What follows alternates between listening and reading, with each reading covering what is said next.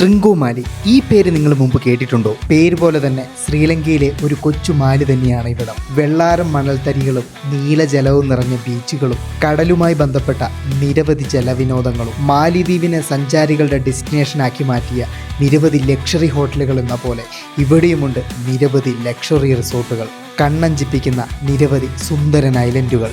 അതെ, ട്രിങ്കോമാലി ഒരു സ്വർഗമാണ്, സഞ്ചാരികളുടെ പറുദീസ.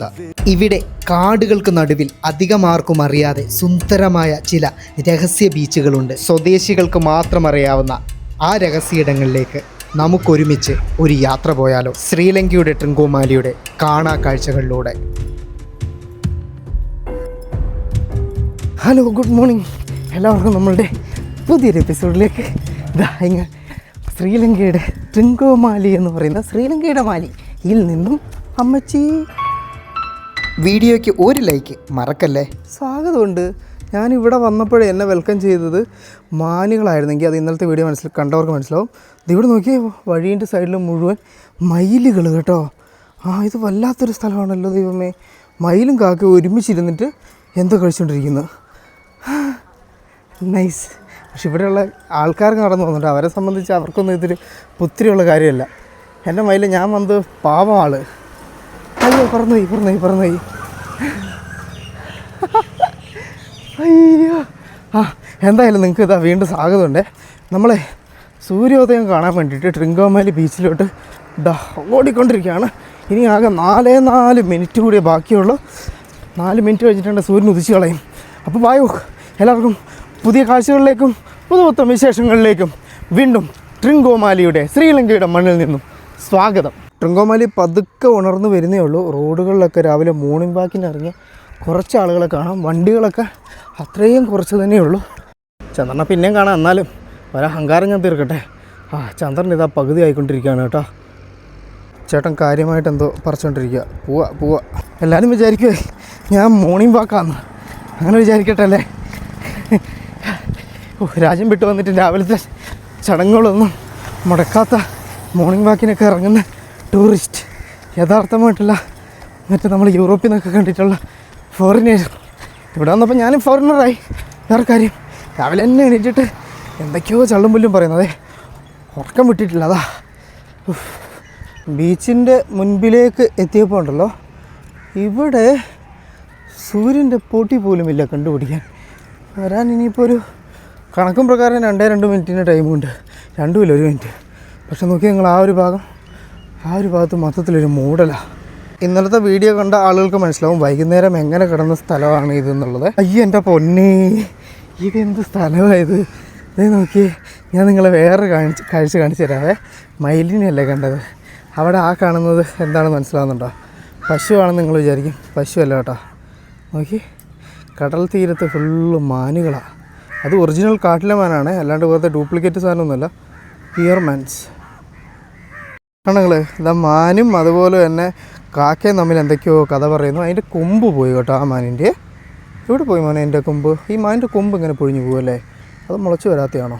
ഇത് ആ ഒരു ഭാഗത്ത് നോക്കി, ഇവിടെ വലിയ കൂട്ടം മാനുകളെ ഈ ഒരു റീജിയണിൽ നിങ്ങളിപ്പോൾ ഗൂഗിളിലും ട്രിങ്കോമാലിയിൽ നിന്ന് എടുത്ത് അടിച്ച് നോക്കിയിട്ടുണ്ടെങ്കിൽ കാണാൻ പറ്റും. ഇവന്മാർ ഇവിടുത്തെ സ്ഥിര സാന്നിധ്യം. ഇവിടുത്തെ ബീച്ചുകളിലൊക്കെ ഇവന്മാർ ഇഷ്ടം പോലെ ഉണ്ടാകും കേട്ടോ.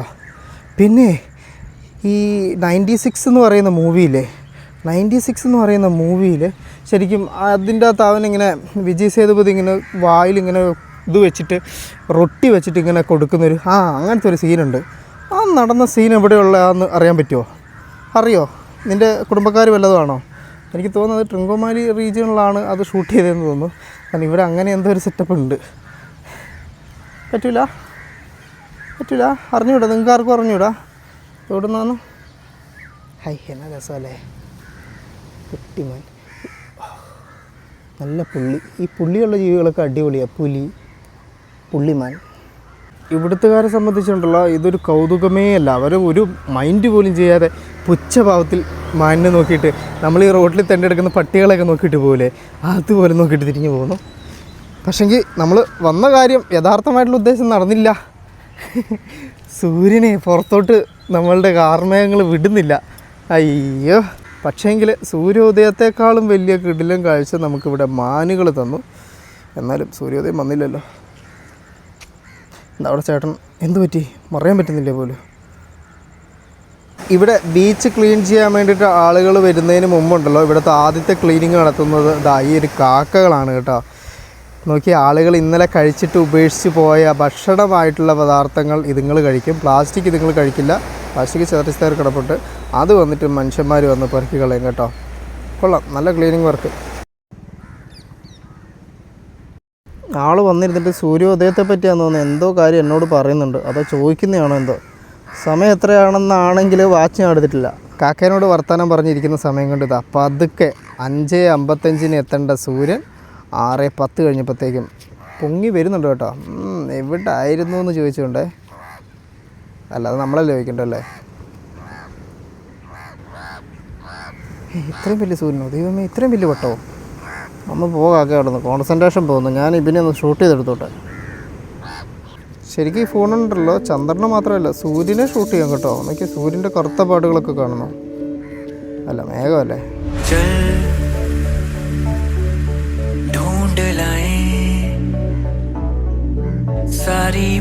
കറക്റ്റ് ഫ്രെയിമിൽ കയറിയുന്ന തമ്പാക്ക് വെക്കുന്ന ചേട്ടൻ എന്ത് ചെയ്യാന്ന് അറിയണം. ആ ഫ്രെയിം നശിപ്പിച്ചു. എങ്ങനെയുണ്ട് സൂര്യോദയം? ഇനിയിപ്പോൾ നമുക്ക് നേരെ റൂമിലോട്ടൊന്ന് പോയിട്ട് ഒന്ന് ഫ്രഷ് ആയതിന് ശേഷം തിരിച്ചിറങ്ങി ട്രിങ്കോമാലിയുടെ യഥാർത്ഥമായ കാഴ്ചകളിലോട്ട് പോകാം കേട്ടോ. കുറേയേറെ നാളുകൾക്ക് ശേഷം ഒരു സൂര്യോദയം കണ്ടു കേട്ടോ. ഞാൻ കഴിഞ്ഞ ദിവസം നിങ്ങളെ കാണിച്ചു തന്നില്ലായിരുന്നു ഇവിടെ ഒരു തിയേറ്റർ ഉണ്ടെന്ന് പറഞ്ഞിട്ട്. ഇവിടേക്ക് വന്നപ്പോഴത്തേക്കും ഞാനിവിടെ മറ്റൊരു കാഴ്ച കാണുന്നുണ്ട്. എന്താണെന്ന് വെച്ചിട്ടുണ്ടെങ്കിൽ നമ്മളുടെ എമ്പുരാനില്ലേ, എമ്പുരാൻ സിനിമ ഇവിടെ റിലീസ് ഉണ്ടായിരുന്നു കേട്ടോ. നോക്കി നിങ്ങൾ, ഓൾ സെറ്റ് റെഡിയായി ഇറങ്ങുകയാണ്. ഹോട്ടലിൽ നിങ്ങളെ കഴിഞ്ഞ വീഡിയോയിൽ ഞാൻ കാണിച്ചിട്ടില്ലായിരുന്നു. ഇവിടെയാണ് നമ്മൾ താമസിച്ചത്. ഇവിടെ 1600 രൂപ, അതായത് നമ്മുടെ നാട്ടിലൊരു 430-450 രൂപ റേഞ്ചിൽ എനിക്ക് ഒരു ഹോട്ടലിൽ റൂം കിട്ടിയിട്ടുണ്ടായിരുന്നു. ഇവിടെ നിന്നുണ്ടല്ലോ ജസ്റ്റ് ഒരു 5 മിനിറ്റ് നടന്നിട്ടുണ്ടെങ്കിൽ നമുക്ക് നമ്മളുടെ ബസ് സ്റ്റാൻഡിലേക്ക് എത്താം. നമ്മൾ പോകുമ്പോൾ കണ്ട തിയേറ്ററിലെ രാവിലത്തെ ഷോയ്ക്ക് വേണ്ടിയിട്ട് നിറയെ ആളുകളുണ്ട് കേട്ടോ. ഇവിടെ നിങ്ങൾക്കറിയാലോ, പ്രത്യേകിച്ച് ഈ തമിഴ് വംശജരായിട്ടുള്ള ആളുകൾക്ക് ഭയങ്കര സിനിമയോട് ക്രൈസ് അല്ലേ. അതുപോലെ തന്നെ ഇവിടെയുള്ള തമിഴ് വംശജരായിട്ടുള്ള ആളുകൾക്കും സിനിമയോട് നല്ല ക്രൈസ് ഉണ്ട് കേട്ടോ. അല്ലെങ്കിൽ ഇത്രയും ദിവസമായിട്ടും ഇത്ര ആൾക്കാർ ഇങ്ങ വാ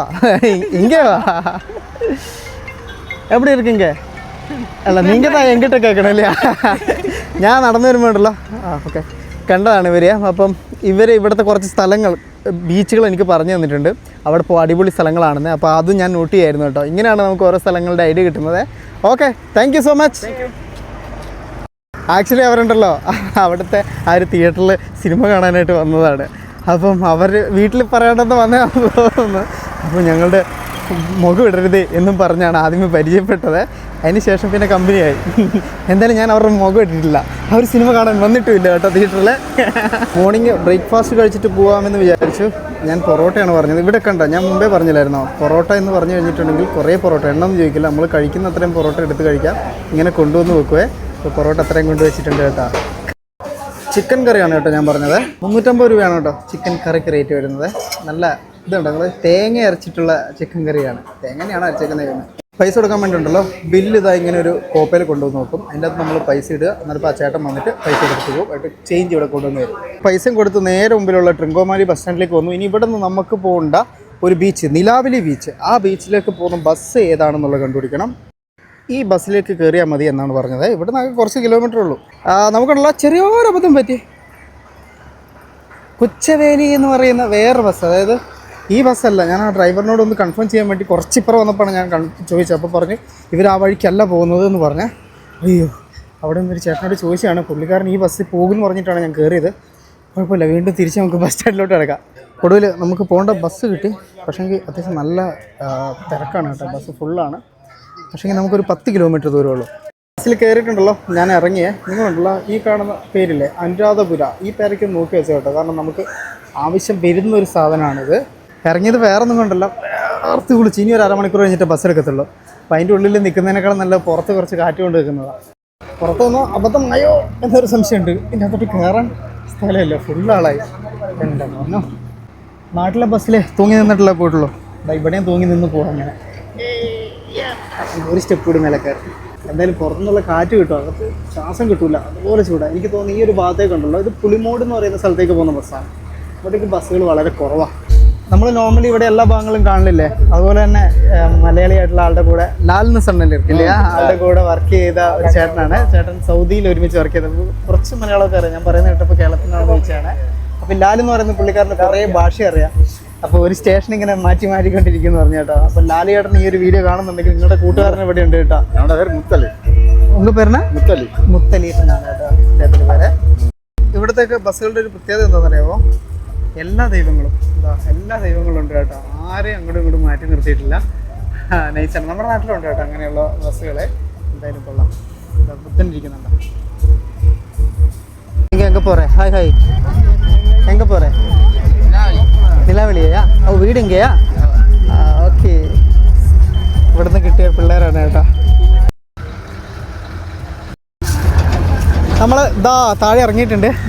ഇവിടെ നിന്നും നിലാവളി ബീച്ച് ആ സൈഡിലേക്കാണെന്നാണ് പറഞ്ഞത്. എന്തായാലും 100 രൂപയായിരുന്നു കേട്ടോ ടിക്കറ്റിന് റേറ്റ് ആയത്. നിലാവളി ബീച്ച് അന്ത പക്കം തന്നെ. ഓക്കെ. ഇവരിവിടെ ഇറങ്ങി കേട്ടോ. നിങ്ങളും അന്ത സൈഡിൽ പോരെയാ? ഓ, അപ്പടിയാ. എന്നാൽ ഇവരുടെ കൂടെ പോകാം നമുക്ക്. Okay, thank U. അപ്പോൾ അവരുടെ വീട് അവിടെയാണ്. അങ്ങോട്ട് നമുക്ക് പോവാം. തിരിച്ചു വരുമ്പം വീട്ടിലോട്ട് വാ എന്ന് പറഞ്ഞിട്ടുണ്ട് എന്നോട്. ഓക്കെ. നമ്മളീ പോകുന്ന വഴിക്കുണ്ടല്ലോ ഇതുപോലുള്ള ഹോം സ്റ്റേകളാണെന്ന് തോന്നുന്നു. അതിൻ്റെ ബോർഡൊക്കെ നമുക്ക് ഇവിടെ കാണാം കേട്ടോ. നടക്കുന്ന വഴിയിലുണ്ടല്ലോ നമുക്കിതാ ഇങ്ങനത്തെയുള്ള പപ്പായ തോട്ടങ്ങൾ, കർമൂസ്, കപ്പളങ്ങ എന്ത് വേണമെങ്കിലും വിളിക്കാം. അതിൻ്റെ തോട്ടങ്ങൾ ഇഷ്ടം പോലെ ഇവിടെ കാണുന്നുണ്ട്. അത്യാവശ്യം പൊക്കം കുറഞ്ഞ ഇത് കണ്ടോ നിങ്ങൾ. ഇതിൻ്റെ അകത്ത് നല്ല രീതിക്ക് കപ്പളങ്ങ ഉണ്ടായിട്ടുണ്ട് കേട്ടോ. ഞങ്ങളുടെ നാട്ടിൽ കപ്പളങ്ങ എന്നാണ് പറയുന്നത്. ഇരുട്ടി നല്ല രസമുള്ള സ്ഥലത്ത് നല്ല ഓലയൊക്കെ മേഞ്ഞിട്ടുള്ള നല്ല രസമുള്ള ഒരു റെസ്റ്റോറൻ്റൊക്കെ നമുക്ക് കാണാം കേട്ടോ. അതിൻ്റെ മതിലെല്ലാം നിങ്ങൾ നോക്കി ശരിക്കും നമ്മളുടെ ആ ഒരു പനയോലയില്ലേ, ഇവിടെ ഏറ്റവും അധികം കിട്ടുന്ന പനയോലയാണ്. ആ ഒരു പനയോല വെച്ചിട്ടാണ് മതിലൊക്കെ ഉണ്ടാക്കിയേക്കുന്നത്. നൈസ് ഉണ്ട്. ഇവിടേക്കൊക്കെ വരാൻ ആഗ്രഹിക്കുന്നവർക്കുണ്ടല്ലോ. അതുകൊണ്ട് നിങ്ങൾ ഇതുപോലത്തെ ഗസ്റ്റ് ഹൗസുകളൊക്കെ ഉണ്ട്. റൂമും നോൺ AC റൂംസും ഒക്കെ അവൈലബിൾ ആണ്. ഇവരുടെ നമ്പറിൻ്റെ അകത്തുണ്ട്. നിങ്ങൾക്ക് വേണമെങ്കിൽ വിളിച്ച് നോക്കിയിട്ടൊക്കെ വരാം കേട്ടോ.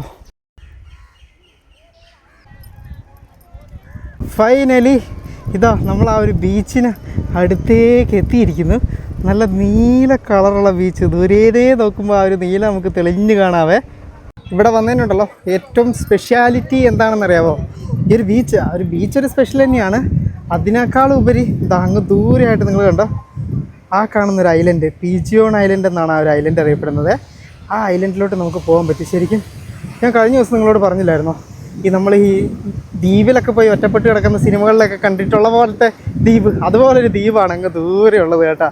അതുകൂടാതെ ഉണ്ടല്ലോ ഇവിടെ നിന്നും ഡോൾഫിനും അതുപോലെ തന്നെ വെയിലില്ലേ നമ്മളുടെ തിമിംഗലത്തിനെയും കാണാൻ വേണ്ടിയിട്ട് ഇതുപോലുള്ള ഇവർ കൊണ്ടുപോകും. വണക്കം. 25,000 രൂപയാണ് കേട്ടോ. ഞാൻ ഒറ്റയ്ക്കാണ് പോകുന്നതെങ്കിൽ അതിൻ്റെ റേറ്റ് വരിക.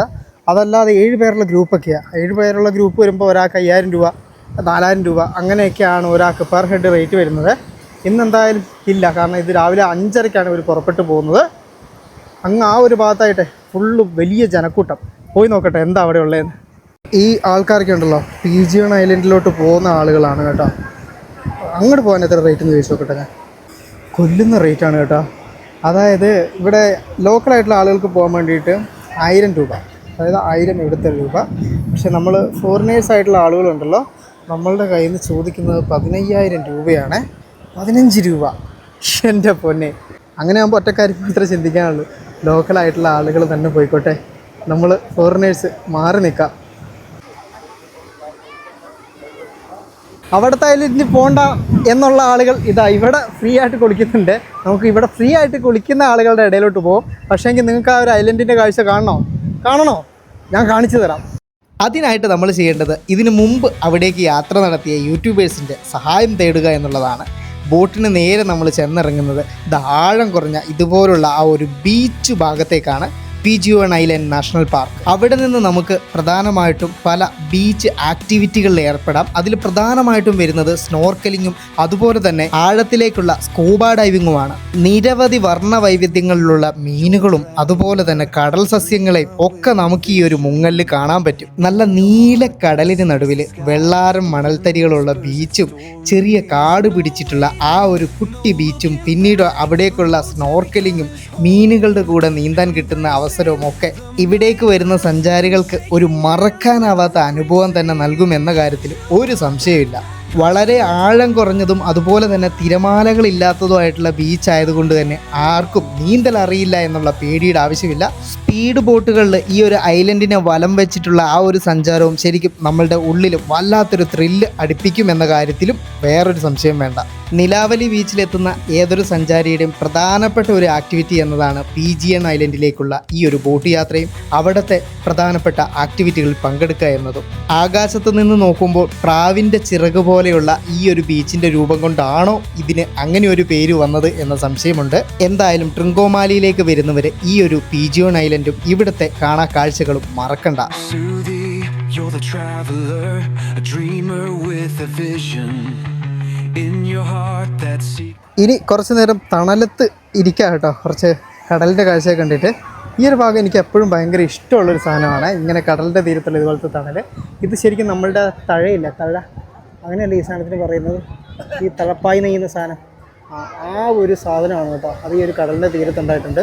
ഒരുപാട് ആളുകൾ ഇതിൻ്റെ ചുവട്ടിൽ വന്നിരുന്ന് വെയിൽ കൊള്ളാതെ ആളുകൾ കുളിക്കുന്നതൊക്കെ കാണുന്നുണ്ട് കേട്ടോ.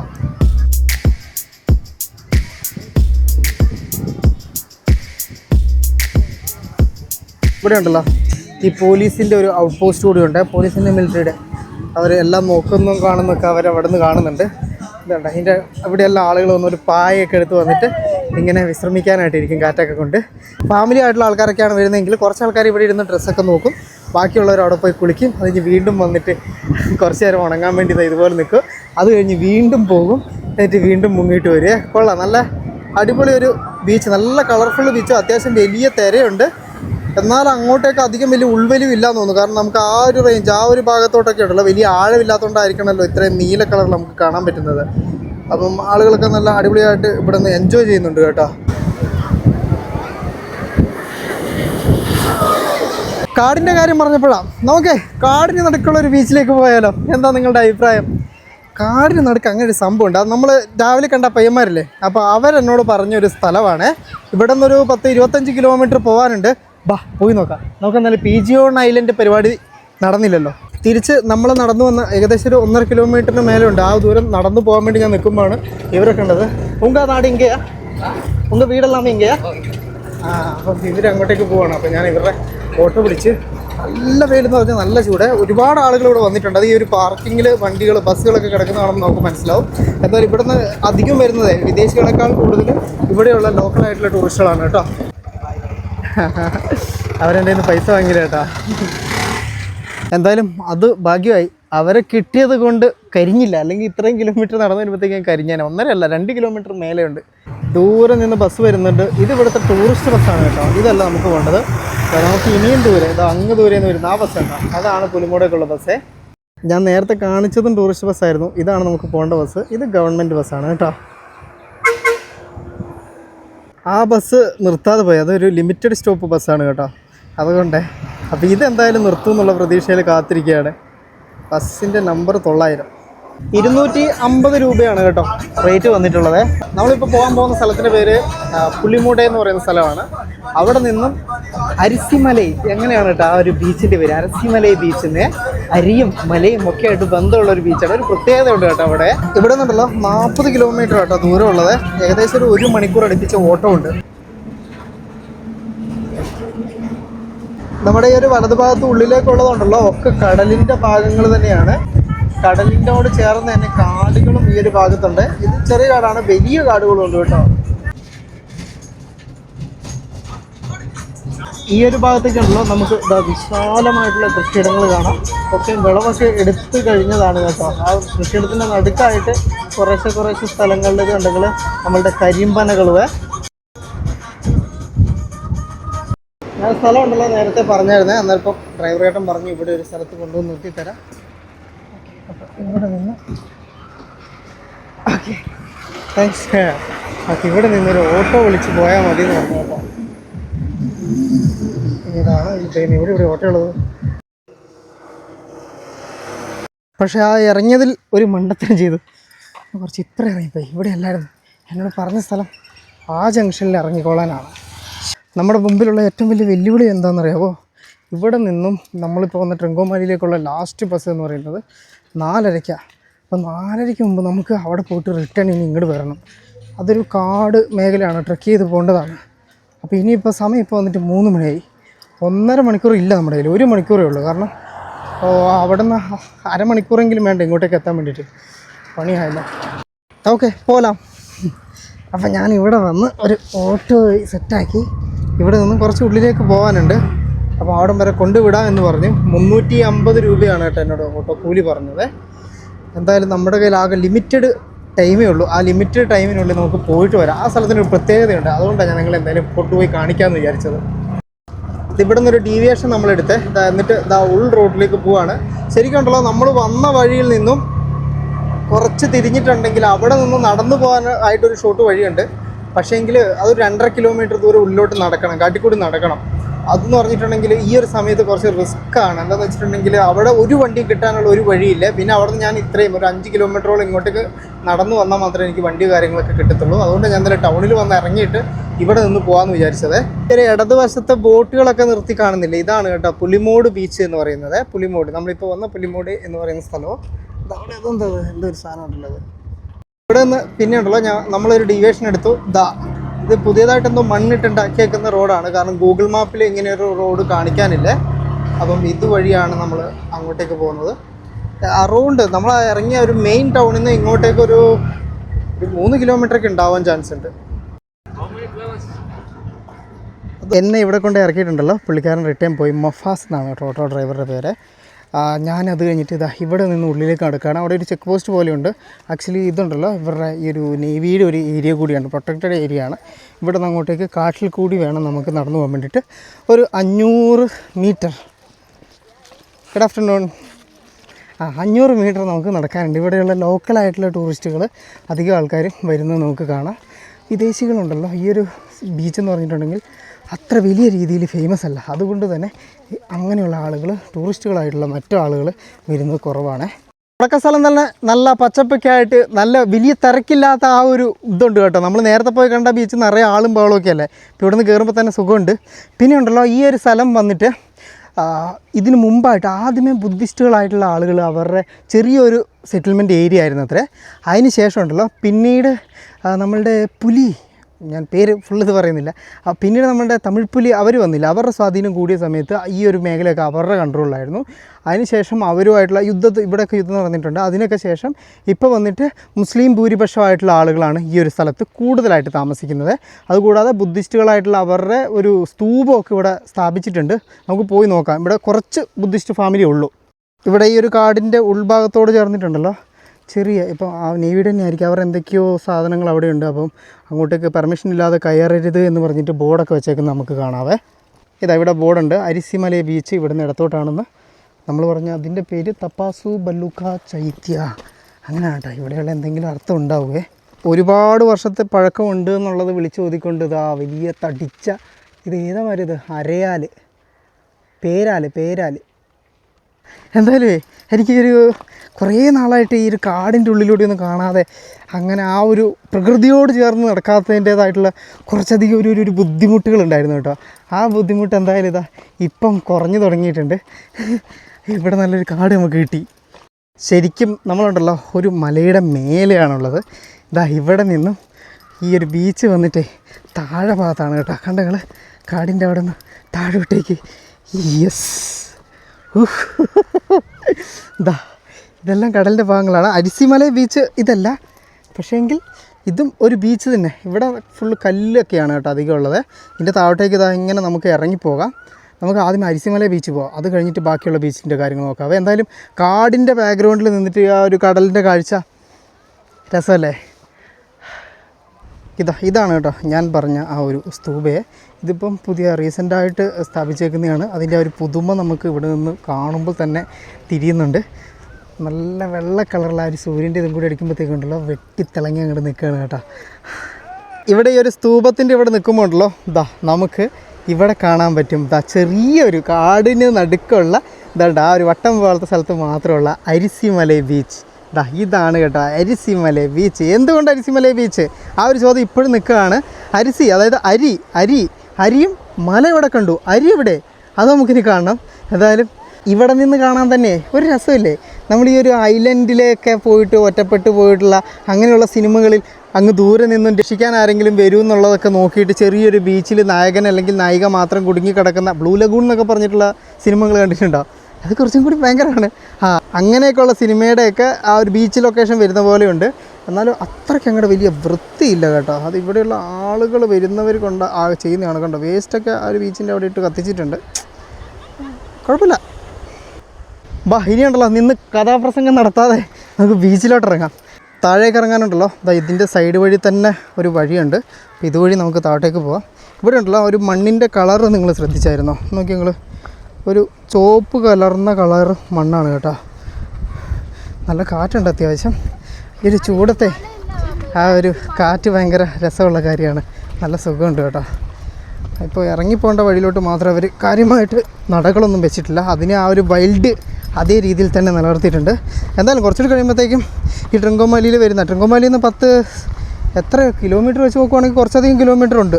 അപ്പോൾ ഞാൻ താഴെ കൊടുക്കുക എത്രയുണ്ടെന്നുള്ള. അപ്പോൾ അത്രയും കിലോമീറ്റർ ഇങ്ങോട്ട് വരാൻ ആളുകൾക്ക് മടിയുള്ളത് കൊണ്ടാണ് ഇതത്ര ഫേമസ് ആവാണ്ട് നിൽക്കുന്നത്. പക്ഷേ എങ്കിൽ ബാക്കിയുള്ള ബീച്ചുകളിലൊക്കെ ക്രൗഡഡ് ആകുന്ന സമയത്ത് ഓട്ടോമാറ്റിക്കായിട്ട് ഈ ഒരു സ്ഥലം ഫേമസ് ആകും കേട്ടോ. ഇനിയിപ്പോൾ എന്തായാലും ആ ഒരു സ്തൂപമൊക്കെ വന്ന സ്ഥിതിക്ക് ഇവിടെയുള്ള ബുദ്ധിസ്റ്റുകളായിട്ടുള്ള ആളുകൾക്ക് ഇങ്ങോട്ട് വരാനും തീർത്ഥാടനം നടത്താനും ഒക്കെ ഒരു വേദി ഇതാകും. അന്നേരം ഇത് കുറച്ചും കൂടി ഇതിപ്പോൾ ഇങ്ങനെ വെസ്റ്റൊക്കെ ഇട്ടേക്കുന്നില്ല, അതൊക്കെ മാറ്റിയിട്ട് കുറച്ചും കൂടി വൃത്തിയാക്കേണ്ടിയിരിക്കുന്നു, നല്ല രീതിയിൽ മെയിൻറ്റെയിൻ ചെയ്യേണ്ടിയിരിക്കുന്നു കേട്ടോ.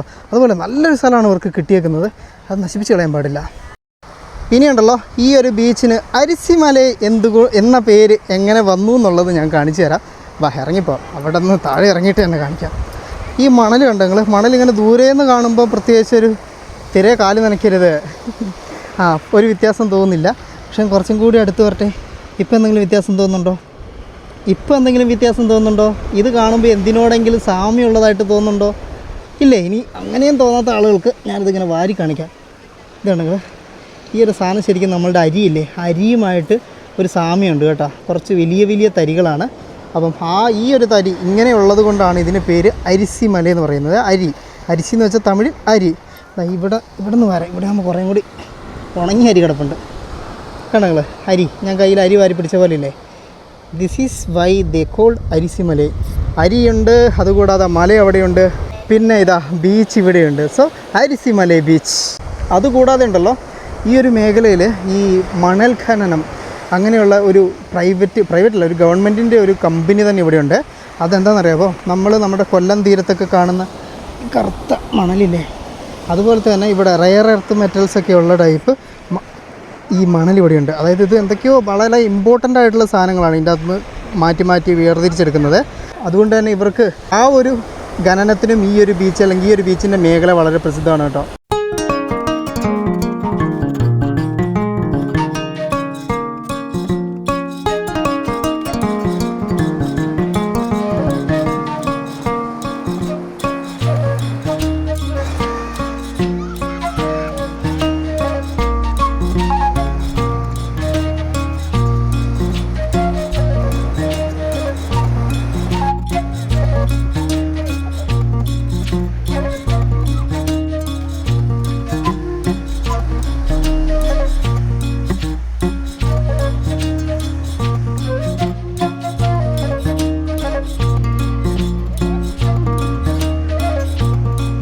ഇവരൊക്കെയുണ്ടല്ലോ സന്തോഷത്തോടെ കുളിക്കുന്ന കാണുമ്പോൾ എനിക്കും വലിയ ആഗ്രഹമുണ്ട് കുളിക്കാൻ വേണ്ടിയിട്ട്. പക്ഷേങ്കിൽ നമുക്ക് സമയമില്ല. സമയം ഇതാ 3:55 ആവാറാകുന്നു.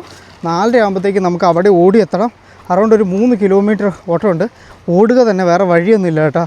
ഒരു കുളിയില്ലാതെ ശരിക്കും ബീച്ച് എപ്പിസോഡ് പൂർണ്ണമാവത്തില്ല. പക്ഷേങ്കിൽ കുറച്ചും കൂടി നേരത്തെ നമ്മളിതിൻ്റെ ഒരു ടൈം അറിയേണ്ടതായിരുന്നു. എന്തായാലും നമുക്ക് പോകാലോ. ഇനിയിപ്പോൾ ബസ് പിടിക്കണം. അയ്യോ, ഇവിടെ നിന്ന് ബസ് കിട്ടാതായി കഴിഞ്ഞിട്ടുണ്ടല്ലോ, ഇതൊരു ഉൾഭാഗമാണ്, പണി പാളിപ്പോകും. ഇതങ്ങനെ നമ്മൾ മുൻകൂട്ടി പ്ലാൻ ചെയ്തൊരു സാധനമൊന്നുമല്ല. പെട്ടെന്നൊരു ഇതിൽ അവർ പറഞ്ഞപ്പം, പിള്ളേർ പറഞ്ഞപ്പോൾ ഓക്കെ പോകണം എന്നുള്ളൊരു പ്ലാനിലുണ്ടായിരുന്നു. പക്ഷേങ്കിൽ ഞാൻ ആ ഒരു പീജിയൺ ഐലൻഡാണ് എൻ്റെ മൈൻഡിലുണ്ടായിരുന്നത്. അപ്പോൾ അതുകൊണ്ടാണ് നേരെ അവിടെ പോയത്. പക്ഷെ അവിടുത്തെ സാഹചര്യങ്ങളൊന്നും ശരിയാവാത്തതുകൊണ്ടാണ് നമുക്ക് ഇങ്ങോട്ട് വന്നത്.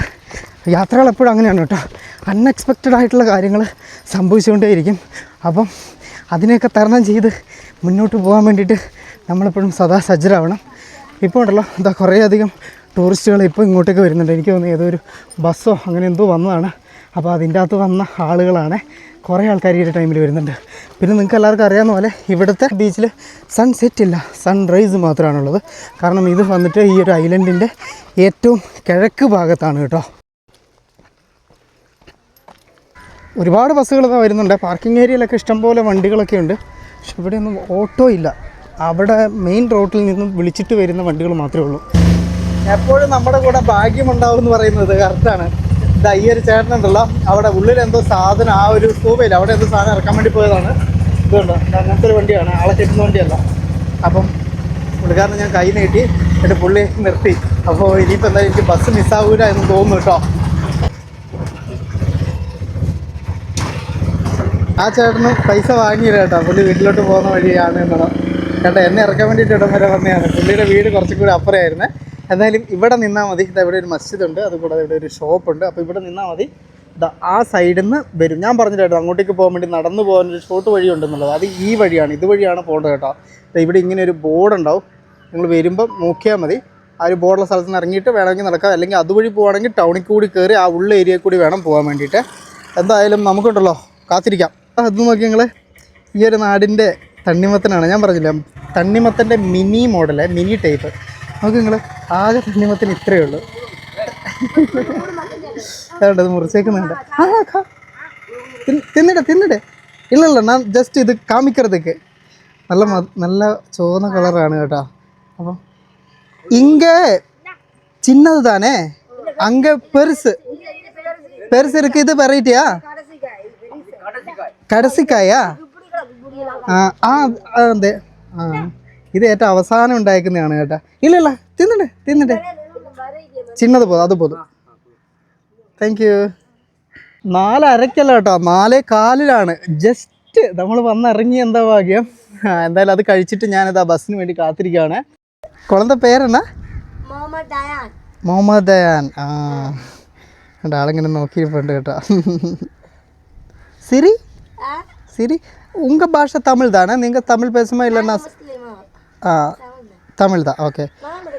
இங்கே லங்காவில் முஸ்லீம் தமிழ் தான் பேசும் தானே? புத்திஸ்ட் அவங்கள தான் சிங்களா? സിംഗിളാ. ഓക്കെ. ടാറ്റയുടെ നാനയല്ല പോകുന്നത്. ടാറ്റ നാനയൊക്കെ ഇവിടെ ഇറങ്ങിയിട്ടുണ്ട്. നോക്കി, ഇതാ അങ്ങ് ദൂരെ നമുക്കുള്ള ബസ് വരുന്നുണ്ട്. Correct time പാക്കലാം.